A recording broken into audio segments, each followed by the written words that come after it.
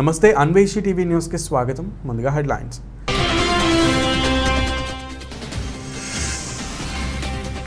మూడు దేశాలు 3 రోజులు మోదీ యూరప్ టూర్. ఇంధన భద్రతే ప్రధాన ఎజెండా.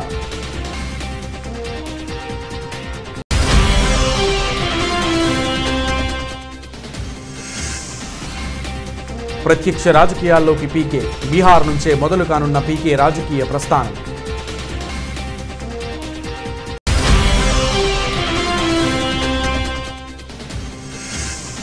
వాహనదారులకు భారీ షాక్. ఫిట్నెస్ సర్టిఫికేట్ లేకపోతే 10,000 రూపాయలు జరిమానా, జైలు శిక్ష.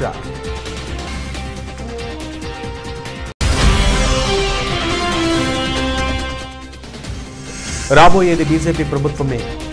ప్రజా సంగ్రామ యాత్రలో బండి సంజయ్.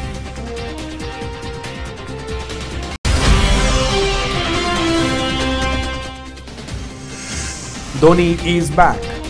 ఎస్ఆర్హెచ్ పై సిఎస్కే విజయం.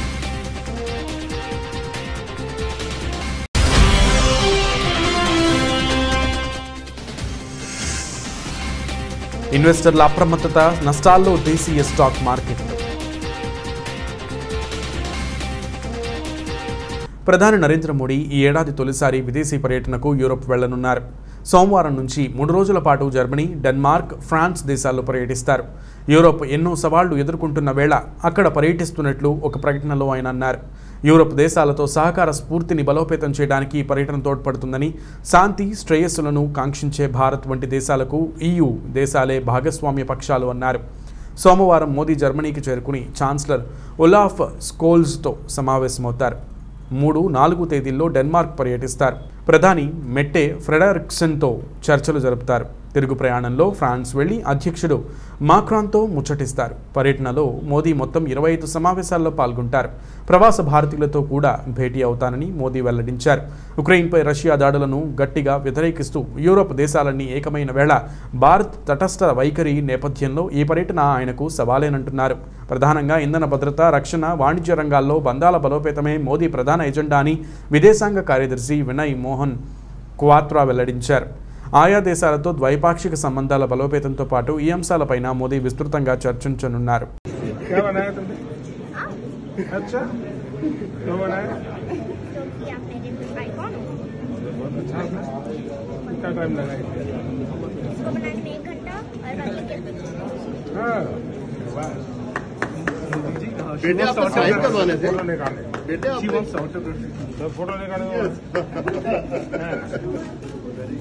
साइन कर दो।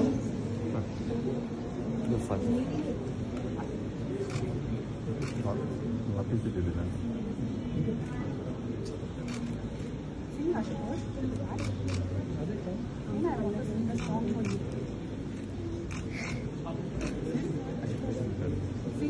ప్రముఖ రాజకీయ వ్యూహకర్త ప్రశాంత్ కిషోర్ ఎవరూ ఊహించని ట్విస్ట్ ఇచ్చారు. ప్రత్యక్ష రాజకీయాల్లోకి అడుగు పెడుతున్నట్లు దాదాపుగా సంకేతాలు ఇచ్చిన ఆయన అవసరమైతే రాజకీయ పార్టీ ఆలోచన కూడా చేస్తున్నట్లు ప్రకటించేశారు.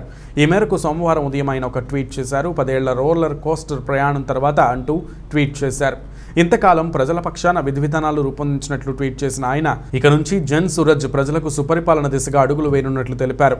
ఇక ఈ ట్వీట్తో ఆయన ప్రత్యక్ష రాజకీయాల్లోకి అడుగు పెడుతున్నట్లు దాదాపుగా ఖరారు కాగా బీహార్ నుండి తన ప్రయాణం మొదలు పెడుతున్నట్లు తెలిపారు. ఇదిలా ఉంటే ప్రశాంత్ కిషోర్ కాంగ్రెస్లో చేరతారనే ప్రచారం పెద్ద ఎత్తున నడిచింది. అయితే ఆఖరులో కీలక పదవికి కాంగ్రెస్ అధిష్టానం నుంచి విముఖత వ్యక్తం కావడం, ప్రాధాన్యత లేని పదవిని కాంగ్రెస్ ఆయనకు ఆఫర్ చేయడంతో పార్టీలో చేరే ఆలోచనను విరమించుకున్నట్లు కథనాలు వెలువడ్డాయి. ఒకప్పుడు రాజకీయ వ్యూహకర్తగా బీహార్లో నితీష్ కుమార్ను గద్దె ఎక్కించడంలో కీలక పాత్ర పోషించారు ప్రశాంత్ కిషోర్. ఇప్పుడు అక్కడి నుంచే ప్రత్యక్ష రాజకీయాల ప్రకటన చేయడం గమనార్హం.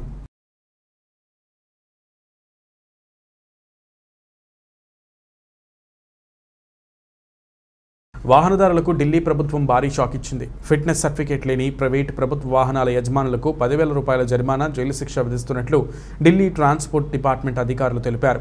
దేశంలో కరోనా కేసులు తగ్గుముఖం పట్టడంతో ఇన్ని రోజులు వర్క్ ఫ్రం హోమ్కే పరిమితమైన ఉద్యోగులు కార్యాలయాలకు తిరిగి వస్తున్నారు. అదే సమయంలో వాహనాల రాకపోకలు పెరిగి రోడ్డు ప్రమాదాలు పెరిగిపోతున్నట్లు తెలుస్తోంది. ముఖ్యంగా ట్రాఫిక్ రద్దీ ఎక్కువగా ఉండే ఢిల్లీ, గురుగ్రావ్ మార్గాల్లో 2020లో 347 మంది, 2021లో 10% పెరిగి 389 మంది రోడ్డు ప్రమాదానికి గురయ్యారు. 2020లో 375 మంది తీవ్రంగా గాయపడగా 2021లో 409 మంది ప్రాణాలు పోగొట్టుకున్నారు.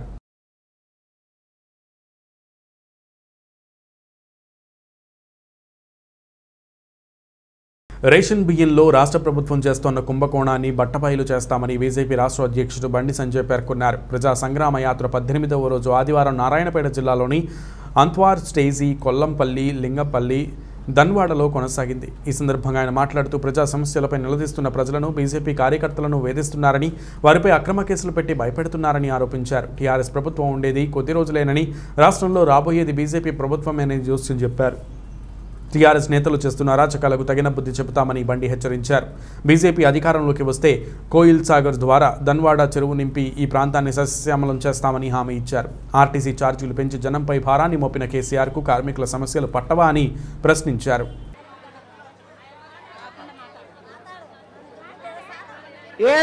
7:30కు వెళ్తున్నాం సార్, 12:30 అవుతుంది ఇంటికి ముట్టే వరకు. వీడికెళ్ళి నడిచిపోయే వరకు మేము ఇంటికి ముట్టే వరకు నాయాసి అంటే ముసలోళ్ళము 3 అయితే సార్, ఎండల్లో నడవాలి. ఇది ఇంకా డబ్బు అన్నీ పెరుగుతున్నాయి కానీ మా కూలే పెరుగుతలేదు. మేమేం చేయగలం? ఇంకా 3 నెలలు అవుతుంది చేయబట్టి, ఇది వరకు ఒక్క పైసా పడలేదు. ఇంకా మేమేం తిని బతకాలి? 3 నెలలు అవుతుంది సార్, పని చేస్తూనే ఉన్నాం.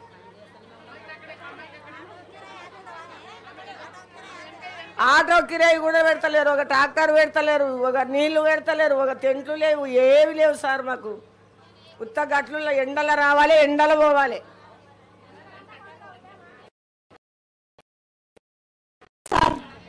హలో,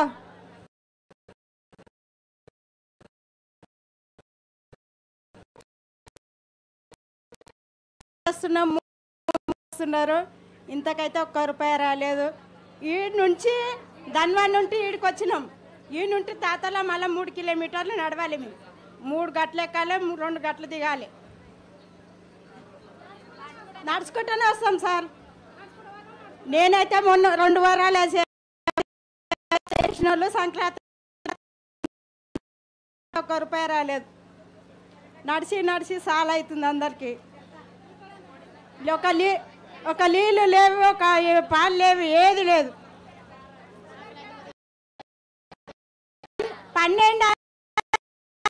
12 దాటిందంటే ఒకేసారి పని. ఉయ్యూరు నూతన షాదీఖానా రోడ్లోని మసీదు ఆవరణంలో వైఎస్ఆర్సీపీ ముస్లిం మైనారిటీ టౌన్ అధ్యక్షుడు కరీం బేగ్ సలీం, నగర పంచాయతీ వైస్ చైర్మన్ ఆర్షతున్నీసా ఇఫ్తార్ విందు ఏర్పాటు చేశారు. ఈ కార్యక్రమంలో doctor YSR government hospital chairman Jampana Kondalarao, Uyyuru municipal commissioner చెక్క సత్యనారాయణ మరియు ప్రియతమ నాయకులు, పెనమలూరు నియోజకవర్గ ఎమ్మెల్యే కొలుసు పార్థసారథి పాల్గొన్నారు. ఈ రంజాన్ పవిత్ర మాసంలో ఆత్మని ఎంతో పవిత్రంగా ఉంచుతూ రోజాలు ఈ మాసం అంతా కూడా ఉన్నారు. వీరందరి ప్రార్థనల ద్వారా ఈ రాష్ట్రంలో ప్రజలందరూ కూడా ఆ అల్లా దయతో సంతోషంగా, సుఖంగా, ఎటువంటి కష్టాలు లేకోకుండా రైతులు కానివ్వండి, విద్యార్థులు కానివ్వండి, కార్మికులు కానివ్వండి, మహిళలు కానివ్వండి, అందరూ చల్లగా ఉండాలని చెప్పేసి అల్లాని ప్రార్థిస్తా ఉన్నాను. మరి ప్రాంత అభివృద్ధి ఏదైతే ఉందో తప్పకుండా మీరు ఆశించినట్లు మీకు కావాల్సినవన్నీ కూడా ఏర్పాటు చేస్తానని చెప్పేసి మీ అందరికీ సవినయంగా మనవి చేస్తా ఉన్నాను. తప్పకుండా కమిషనర్ గారిని కూడా ఇప్పుడే మాట్లాడటం జరిగింది. వచ్చే రంజాన్కి మనం షాదీఖానాని ప్రారంభించుకోవాల్సిందే. దీంట్లో ఎటువంటి నిధులు లేవు, లేదా ఏది కారణం చెప్పినా కూడా నేను ఒప్పుకోనని చెప్పేసి కూడా సభాముఖంగా తెలియజేస్తాను. కమిషనర్ గారు ఇక్కడే ఉన్నారు. ఇక్కడే కాదు, గంగూరులో ఒక 50 లక్షలు పెట్టి ఒక షాదీఖానా, త్వరలో గోసాల్లో ఒక షాదీఖానా, ఇప్పటికే సనత్ నగర్లో ఒక షాదీఖానా శాంక్షన్ చేసి నిర్మాణానికి సిద్ధంగా ఉంది. మళ్లీ ఎన్నికలు వచ్చే లోపల ఈ నియోజకవర్గంలో 5-6 షాదీఖానాలు ఏర్పాటు. ఫలానా ఇన్విజిలేటర్ తల తిప్పనీయడం లేదు, వద్దు అని ధర్నాలు పరీక్షా హాలు దగ్గర చేసే రోజులు వస్తుందని మీరెప్పుడైనా ఊహించారా? అన్నమయ్య జిల్లాలో విద్యార్థుల తల్లిదండ్రులు ప్రైవేట్ స్కూల్ యాజమాన్యం చేస్తున్న డిమాండ్ ఒకసారి మీరే చూడండి.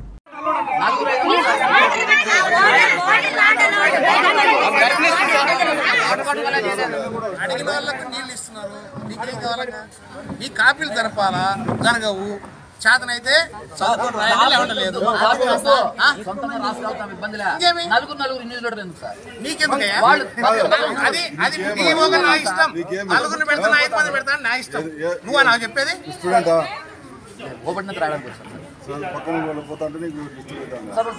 డిస్టర్బ్ అవుతాను సార్, నాకు రావట్లేదు సార్ అట్లా. వాళ్ళకి సార్ నలుగురు ఎందుకండి సార్, ఇద్దరు పెట్టండి, వాళ్ళు ఆడే ఉంటారు. నలుగురు ఎందుకు ఉంటారండి? ఒక అసిస్టెంట్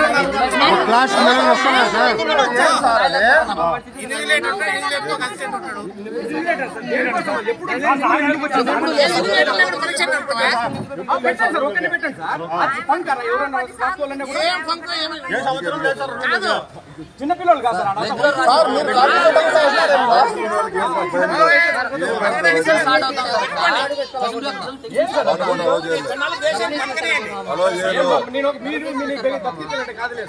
అందరూ కలిసికట్టుగా అట్లే ఉండాలి.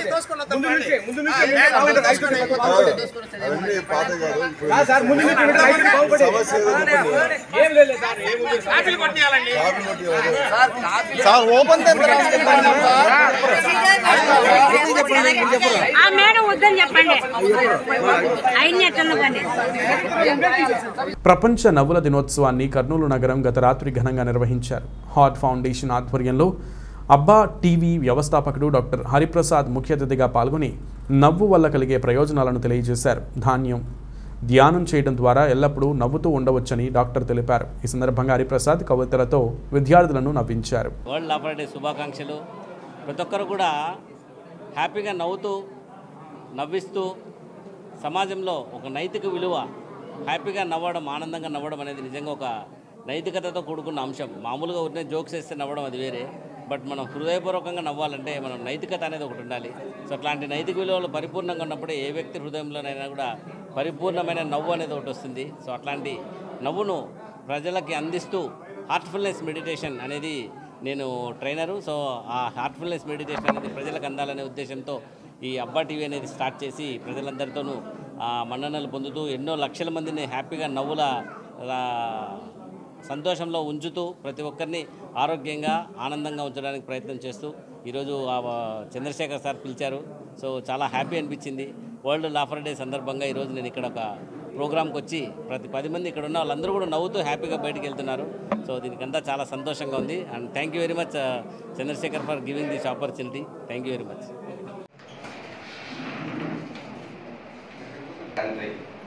సో అప్పుడప్పుడు నేను చెప్తున్నాను, మా మెడికల్ కాలేజీలో ఇప్పుడు 280 సీట్లు అమ్మాయిలు ఉన్నారు, మిగతా అబ్బాయిలంతా ఎక్కడో లాస్ట్ ఉంటున్నారు. That is the progress of India.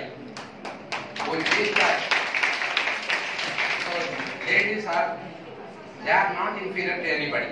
Only the thing is encouragement must not only a reproductive life. So మనం ఎంతో సార్లు మేము ఈ ఇంటర్నల్ మెడిసిన్, సో కాబట్టి మేము ఏ ఇంటర్నల్ మెడిసిన్లో now the laughter, so he will deliver the thing. But మానవుడికి జీవితంలో నేను అనుకుంటుంటాను, ఫస్ట్ నేను హ్యాపీగా ఉండాలి. ఎందుకు ఉండాలి? అందరినీ చెక్ చేసుకున్న అందరూ బాగా ఉన్నారు. లాస్ట్ ధైర్యం తెచ్చుకున్నాను అనమాట. సార్ అనేది నన్ను కాదు, అంత నలగలేదు sir. Just for say jokes చెప్తున్నా. సో కాకి ముక్కు దొడ్డపడదు నిజమే. మీకు ఈ నవ్వు అనే దాని మీద చిన్న కవిత కూడా, ఇది ఒక నవ్వు. ఆ నవ్వు చూసి నా గుండెల్లో పుట్టింది లవ్వు. నవ్వుతో ఆ అమ్మాయికి తీసుకెళ్ళి ఇచ్చాను ఒక పువ్వు. ఆ అమ్మాయి చెప్పింది, సాయంత్రం ఇంటికి రా నువ్వు. ఇంటికి వెళ్తే మేకప్ లేకుండా కనబడాక ఆమె నాకు కెవ్వు. వెంటనే నా ఒంట్లో తగ్గిపోయింది కొవ్వు. ఇప్పుడే స్పాట్ లో సార్ చెప్తున్నాను, నేను కూడా సాహిత్యం ఎందుకు నాకు రాదు అనుకున్నాను. టక్ వచ్చేసింది. నా కవిత మీకు ప్రజెంట్ చేశాను. అంటే ముందాడు లేదు మొగడైనా. ఒక చిన్న కథ మీరందరూ వినింటారు ఇంత ముందుకు. అనగనగా ఒక రాజు, ఆ రాజుకి 7 కొడుకులు ఉంటారు. ములుగు నియోజకవర్గంలోని ఒక్క పిలుపుతో 100 కిలోమీటర్లు లెక్క చేయకుండా మండుటెండలో 27 స్వచ్ఛంద సంస్థలు మరియు సంఘాలు అగ్ని ప్రమాదంలో పూర్తిగా కాలిపోయిన 40 కుటుంబాలకు అవసరమయ్యే నిత్యావసర సరుకులు ఆర్థిక సహాయం అందజేశారు. సహాయపడిన ప్రతి ఒక్కరికి ములుగు ఎమ్మెల్యే సీతక్క పాదాభివందనాలు తెలిపారు. ముఖ్యమంత్రి కేసీఆర్కి ములుగు ఎమ్మెల్యే సీతక్క విజ్ఞప్తి చేశారు. ఇలా రాష్ట్ర వ్యాప్తంగా అగ్ని ప్రమాదంతో సర్వం కోల్పోయిన కుటుంబాలకు కలెక్టర్ ద్వారా వారికి తక్షణమే ఇల్లు నిర్మించేలా ప్రత్యేక జీవో విడుదల చేయాలని కోరారు. వారిని ఇన్స్పిరేషన్గా తీసుకొని మా జై కిరణ్ ద్వారా ఫాదర్ గారు చెప్పగానే వాళ్ళకి ఏం కావాలి అనుకోండి అనగానే సీతగా ఫోన్ చేయడం జరిగింది. వెంటనే వాళ్ళందరూ మనకి స్టూల్స్ కానీ కుర్చీలు కానీ కావాలని చెప్పగానే వెంటనే తీసుకురావడం జరిగింది. ఈ విధంగా సీతక్క సేవ చేస్తున్న అందరికీ ఆవిడ కలకాలం అందరూ మనసులో ఉండాలి. నా సీతక్క చాలా గొప్ప మనిషి. ఇటువంటి ఆడపడుచు మనకు దొరకడం గొప్ప.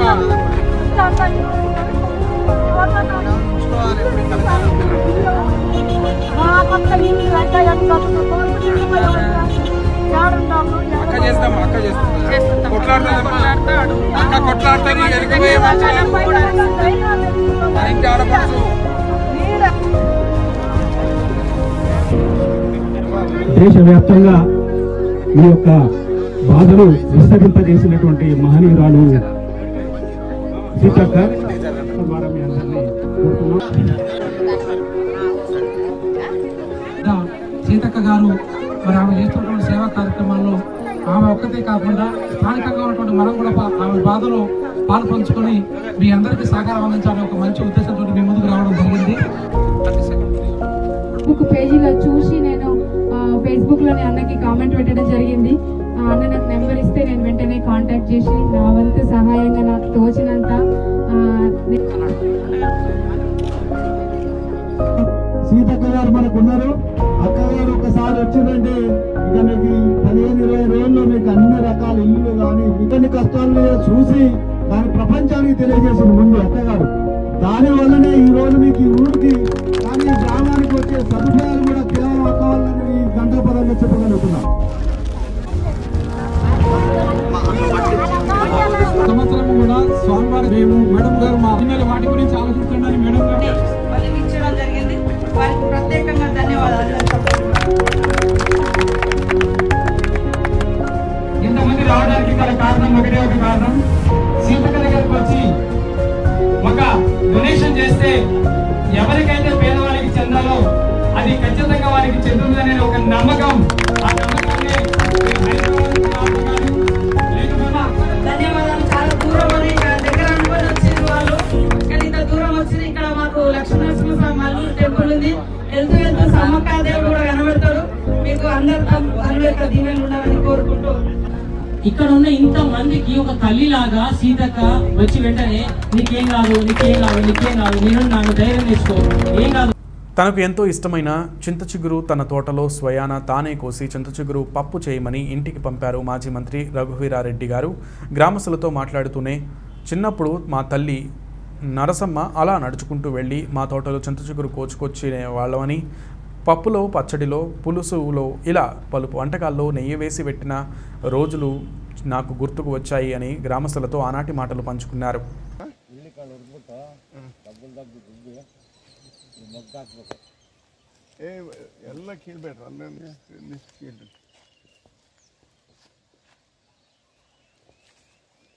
ಇದು ಮಂಡಿಗೆ ಫಸ್ಟ್ ರೇಟ್ ಬರ್ತೈತೆ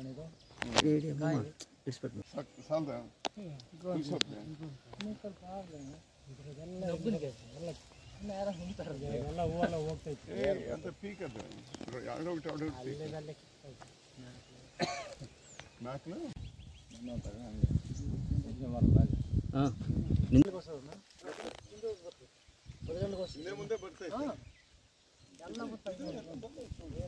వస్తే సిన్షర్ట్లు పెరుగుతుండే చెప్తారా జనాలంతా ಕುದ್ರಣ ಒಂದು 20-30 ಒಳ್ಳೆ ರಾಗಿ ತೆನೆ ಕೊಯ್ದು ನೀನು ಬೀಜ ಅಂತ ಕೊಡು. ಒಳ್ಳೆ ತೆನೆ ಕೊಯ್ದು ಬೇರೆ ಹಾಕಿ బాగుందిరా నీ రాజకీయం ಅಲ್ಲೇ ಬೀಜ ಬೇಕು. ಸ್ವಲ್ಪ ಊರು ಗೊತ್ತಾಗಬೇಕು ನಮಗೆ.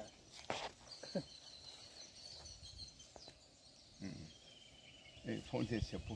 పశ్చిమ గోదావరి జిల్లా పెనుమంట్ర మండలం మార్టేరులో బిసివిరెడ్డి క్రీడా ప్రాంగణం నందు బాలురు ఆల్ ఇండియా బాస్కెట్బాల్ టోర్నమెంట్లో క్రీడాశాఖ మంత్రి R K Roja, MLA Shri Ranganatharaju, ZP chairman కవర్ శ్రీనివాస్ పాల్గొన్నారు.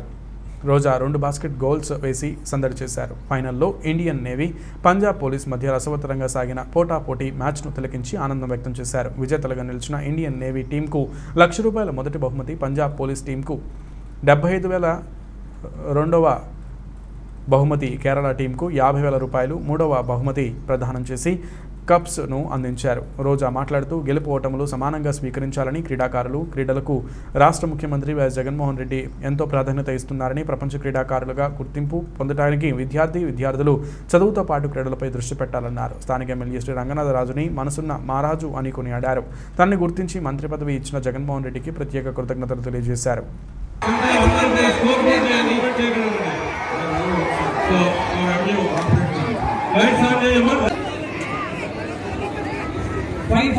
Time left. Fourth quarter, time left 5 minutes and 42 seconds. With Indian Navy team performance. Madam आपको बहुत बहुत धन्यवाद. Congratulations Indian Navy team. Sir मंच पर आने के कष्ट कीजिए. Congrats Mr. Bila, player of the tournament. Player of the tournament, Bila, please look at him. How successfully he played.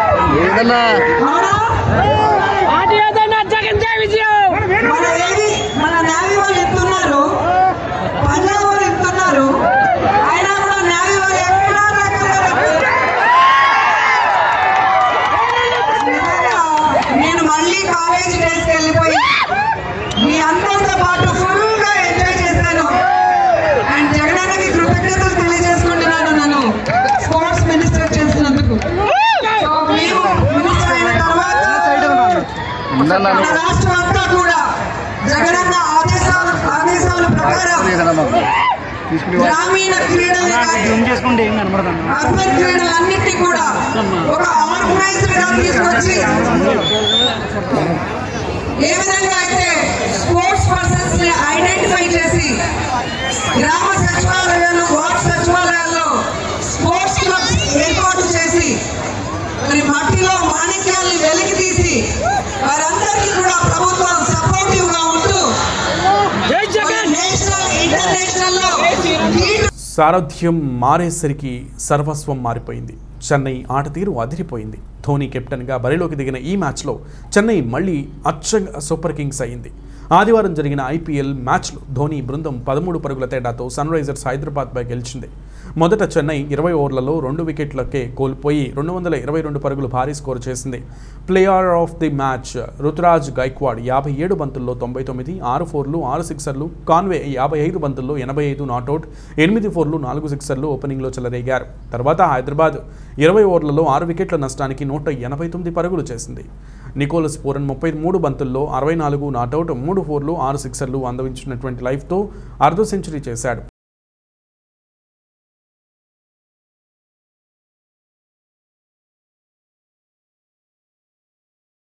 జాతీయ అంతర్జాతీయంగా ఈ వారంలో కీలక పరిణామాలు చోటు చేసుకోనున్న నేపథ్యంలో ఇన్వెస్టర్లు అప్రమత్తత వహించారు. దీంతో సోమవారం స్టాక్ మార్కెట్లు నష్టాలతో ప్రారంభమయ్యాయి. సోమవారం ఉదయం 9:30 సమయానికి సెన్సెక్స్ 439 పాయింట్లు నష్టపోయి 56,621 వద్ద, నిఫ్టీ 143 పాయింట్లు నష్టపోయి 16,959 వద్ద ట్రేడింగ్ కొనసాగుతుంది. IndusInd Bank, Axis Bank, HDFC Life షేర్లు లాభాల్లో కొనసాగుతుండగా Sun Pharma, Titan Company, Asian Paints, JSW Steel, Hindalco, Ather Motors, Apollo Hospital షేర్లు నష్టాల్లో కొనసాగుతున్నాయి.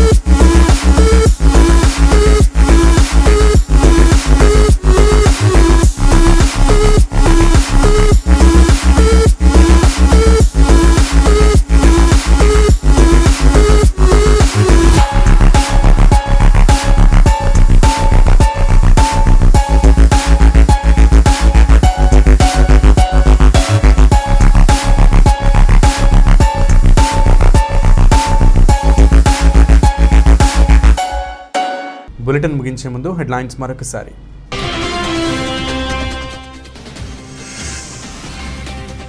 మూడు దేశాలు 3 రోజులు మోదీ యూరప్ టూర్, ఇంధన భద్రతే ప్రధాన ఎజెండా.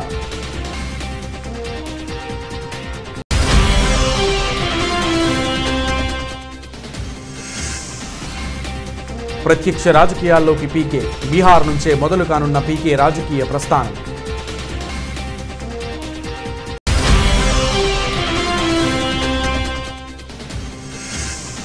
వాహనదారులకు భారీ షాక్, ఫిట్నెస్ సర్టిఫికేట్ లేకపోతే 10,000 రూపాయలు జరిమానా, జైలు శిక్ష.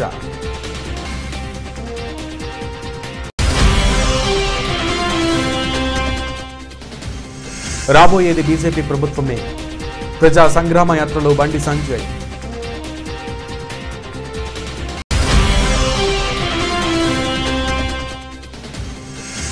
ధోని ఈజ్ బ్యాక్, ఎస్ఆర్హెచ్ పై సిఎస్కే విజయం.